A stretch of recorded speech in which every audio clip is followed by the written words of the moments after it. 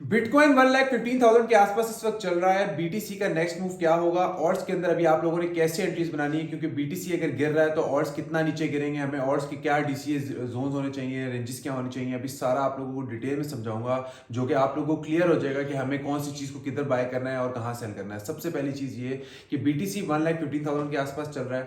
अगर बीटीसी 1,70,500 के ऊपर हमें क्लोजिंग देता है, वन डे क्लोजिंग या वीकली क्लोजिंग, तो आप लोगों को मार्केट के अंदर बुलिश मोमेंटम दिखेगा। अगर बीटीसी 1,14,000 से नीचे की क्लोजिंग देता है तो आप लोगों को 1,10,000, 1,07,000 और 1,00,000, ये तीन जोन्स के अंदर डीसीए करना है ऑर्ड्स के अंदर। अगर आप लोगों को ये लग रहा है कि यार ऑर्ड्स तो डोमिनेंस के मुताबिक चल रहे हैं वगैरह वगैरह, वो भी मैं अभी आप लोगों को डिटेल में समझाता हूं। लेकिन अगर फॉर एग्जांपल आप लोग सोलाना को बाय करते हो तो सोलाना के अंदर आप लोगों ने बाइंग्स कैसे बनानी है, क्योंकि देखो सोलाना ऑलरेडी बहुत ऊपर जा चुका है और अभी तब का सवाल ये कि सोलाना के अंदर एंट्री बनानी चाहिए कि नहीं बनानी चाहिए। तो आप लोगों को क्लियर हो जाएगा कि हमें बनानी चाहिए कि नहीं बनानी चाहिए। सबसे पहली चीज ये देखो, सोलाना इस वक्त चल रहा है $240 के आसपास, ठीक है। अगर बीटीसी 1,15,000 से 1,11,000 के आसपास आया तो आप लोग सोलाना के अंदर सेकंड एंट्री बनाओगे। 1,07,000 के आसपास आया तो आप लोग सोलाना के अंदर थर्ड एंट्री बनाओगे। और उसके बाद अगर 1,00,000 के आसपास मिला, जो कि गोल्डन जोन होगा बीटीसी का, अगर उसके आसपास आप लोगों को बीटीसी मिला तो सोलाना के अंदर आप लोग फोर्थ एंट्री बनाओगे। अभी सारी चीजें बताने का क्या मतलब है, मैं जोन्स आप लोगों को मेंशन इसलिए एग्जैक्ट नहीं कर रहा क्योंकि सोलाना आउट परफॉर्म कर रहा है और जब ये करेक्शन लेगा तो करेक्शन भी बहुत हैवी करेक्शन ले सकता है। तो मैं डरा नहीं रहा हूं, लेकिन मैं आप लोगों को जस्ट एक चीज बता रहा हूं कि हाई टाइम फ्रेम पे मार्केट बुलिश है। जब हमें पता है कि हाई टाइम फ्रेम पे मार्केट बुलिश है तो हमने इस चीज गोल्डन अपॉर्चुनिटी को मिस नहीं करना, बल्कि हमने डीसीए स्ट्रेटेजी लगा के अपनी एंट्रीज को मजबूत करना है। सेम आप लोग इथेरियम को भी इसी तरह फॉलो करोगे। और अगर आप लोग रिस्की कॉइन्स के अंदर, मीम्स के अंदर या इस तरह के कॉइन्स के अंदर जाना चाहते हो तो भी आप लोग यही स्ट्रेटेजी लगा के फॉलो करो। अगर आप लोग कहते हो बीटीसी डोमिनेंस को देखते हुए आप लोगों ने एंट्रीज बनानी है, देखो बीटीसी डोमिनेंस 59% से लेके 57% के अंदर चल रही है और काफी टाइम से 59% से 57% के अंदर ही चल रही है। लेकिन जो स्ट्रक्चर आप लोग देखो तो स्ट्रक्चर बीरिश साइड पर है। अगर बीटीसी डोमिनेंस टूटती है तो आप लोगों को ऑर्ड्स के अंदर पंप दिख सकता है। अभी जो ऑर्ड्स के अंदर हमें 10% के आसपास का करीब अभी जो रेट कट के बाद हमें डंप देखने को मिला है, पहले पंप हुई है मार्केट 10% 12% के आसपास, फिर उसके बाद वापस उसी पॉइंट पर वापस आई है। तो अभी हमें क्या करना चाहिए, अभी आप लोग यूएसडी डोमिनेंस का चार्ट देखो, 4.34% से ऊपर की क्लोजिंग अगर आप लोगों को यूएसडीटी की मिल गई तो लो टाइम फ्रेम वालों को तो एग्जिट लेना पड़ेगा, लेकिन हाई टाइम फ्रेम वाले उसको लेके घबराएं मत। क्यों? क्योंकि बीटीसी डोमिनेंस वीक होती हुई नजर आ रही है, बीटीसी स्टिल वीकनेस पे ही है। अगर आप लोग देखो कि अगर ये 10% की इसने एक मूव लिया तो उसके अंदर यूएसडी डोमिनेंस बीटीसी डोमिनेंस दोनों ने करेक्शन ले लिया है। अभी आप लोग अगर एक छोटी सी एंट्री लेना चाहते हो तो आप लोग एंट्री ले सकते हो, लेकिन अगर 4.34% से ऊपर यूएसडी डोमिनेंस क्लोज हुई तो आप लोगों को एग्जिट लेना होगा। लेकिन अगर एंट्री लेना चाहते हो तो बेस्ट टाइम है एंट्री का ऑल्ट्स के अंदर। सोलाना वगैरह की मैं बात नहीं कर रहा, सोलाना बहुत ऊपर चला गया।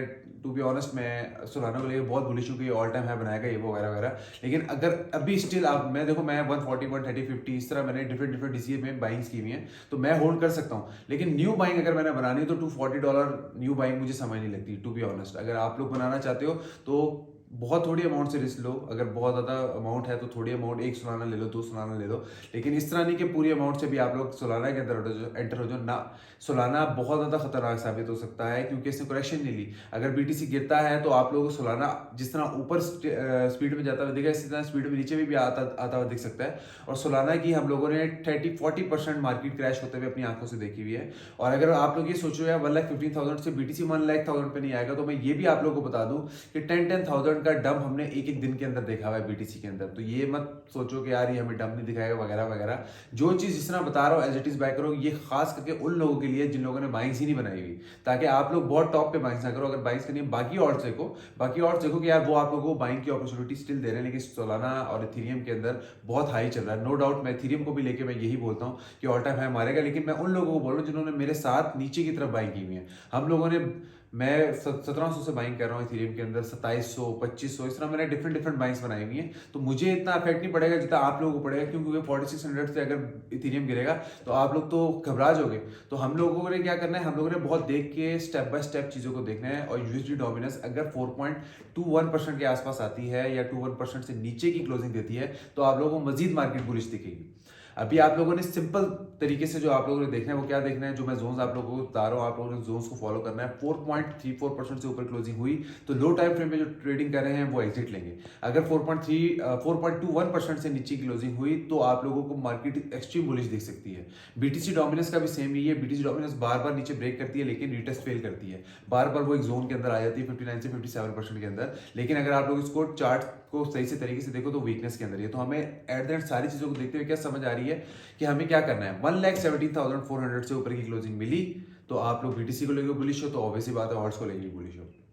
लेकिन अगर ऐसा नहीं होता और 1,14,000 या 1,11,000 कह लो, 1,11,000, 1,07,000, 1,00,000 BTC जो बनता है अमाउंट बनती है, अगर इन 4 जोन्स के अंदर आप लोगों को मिल जाता है वेल एंड गुड। अगर नहीं मिलता तो अभी आप लोग फर्स्ट बाइंग बनाओ और मार्केट को भूल जाओ। ये फोमो मत करो कि यार मैं एंटर हो जाऊं, मैं मार्केट का मूव मिस ना कर दूं वगैरह वगैरह, ऐसा कुछ भी नहीं होता। आप लोगों को सब एकदम से मिल जाएगा मूव और आप लोग कहोगे यार हमारे पास डीसीए के लिए अमाउंट ही नहीं है। तो बेहतर ये है डीसीए स्ट्रेटेजी लगाओ। बाकी कोई भी सवाल हो मेरे से कमेंट्स में पूछो, मैं इंशाल्लाह आप लोगों को डिटेल में गाइड करूंगा। Thank you.